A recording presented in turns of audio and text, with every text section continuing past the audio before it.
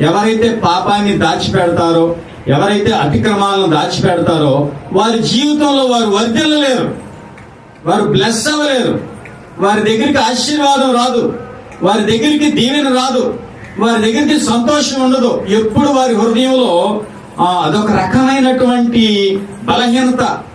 ఎప్పుడు వారు కూడా అణిగిపోయి ఉంటారు, వర్ధిల్లలేరు, వాళ్ళు దీవించబడలేరు, ఆశీర్వదించబడలేరు, దేవుని యొక్క సంతోషాన్ని అనుభవించలేరని చెప్తుంది. కాబట్టి మనం వర్ధిల్లాలన్నా, మనం దీవించబడాలన్నా, మనం ఆశీర్వదించబడాలన్నా, మనం అనేక మందికి మేలుకరంగా ఉండాలన్నా దేవుని వాక్యం మనకి ఏం చెప్తుందంటే, అతిక్రమములను దాచిపెట్టువాడు వర్ధిల్లడు. వాటిని ఒప్పుకొని ఎవరైతే విడిచిపెడతారో వారు దేవుని యొక్క కనికరాన్ని పొందుతారు గనక దేవుని దగ్గర నుంచి వారికి రావాల్సినటువంటి ప్రతి దీవెనాశీర్వాద ఐశ్వర్యములు వారి ఇంటికి వచ్చేస్తాయి. హల్లెలూయా.